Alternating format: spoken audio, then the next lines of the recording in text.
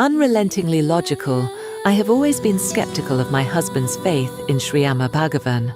My spouse of 18 years was head over heels in love with Sri Amma Bhagavan, and nothing I did cured him of his madness. He was a spiritual seeker and in quest of a higher reality. I, on the other hand, was very much in the world outside, totally unconscious of the world within. I firmly believed that life was all about hard work, the effort you put into making it better. But there he was, going on and on with Bhagavan's grace and miracles. His search had taken him to many gurus earlier, and always after a month or two, he lost his interest. But this time, Sri Amma Bhagavan seemed to have come to stay. One day he arrived home with shining eyes and a spring in his step.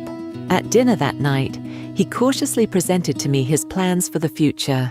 He wanted us to live in the Oneness University, where the seeker in him could pursue the spiritual path and dedicate himself to service.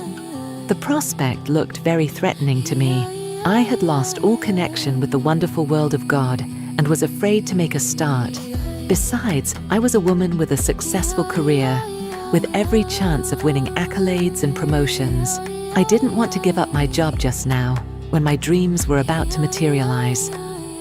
There was nothing for me out there at the ashram, and the whole idea of a Spartan life was unappealing. I put my foot firmly down on the proposal, but from that day onwards, a gnawing insecurity began to gnaw at my vitals. Every now and then he kept pressing me to consider it, and I would flare up. Arguments raged day in and day out. Just come and attend one retreat. It is not blind belief that I expect of you, nor do I want this stubborn refusal. You do not even know what you are refusing. Give it a try. If you are not pleased, I shall give up. I probably am not destined. To my own surprise and disbelief, I found myself agreeing, and before I could have second thoughts, my husband had whisked me off for a 3-day intensive samskara shuddhi. The initial shock of finding myself in a whole new environment soon gave way to emotions wavering between uncertainty and despair. And although the ashram was peaceful and serene, the people extremely sweet and helpful, I was left with a feeling of isolation.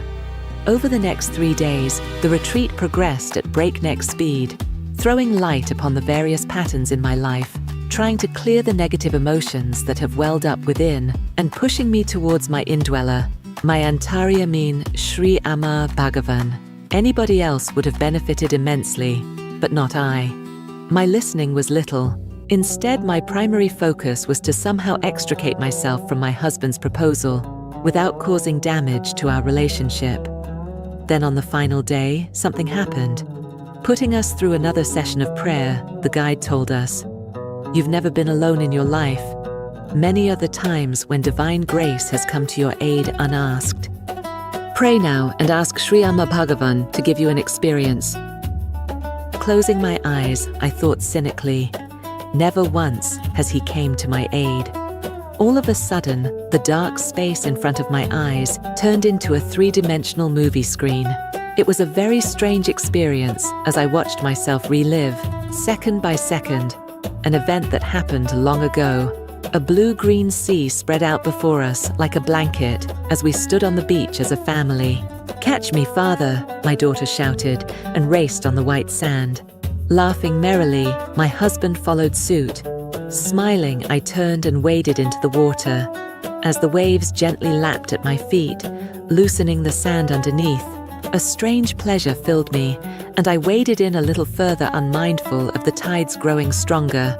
After a while, I turned around to see my daughter shrieking with laughter running behind her father. They were both sprinting away toward the shore. And suddenly, I lost balance as a huge wave hit me. Before I knew it, I was being pulled into the sea.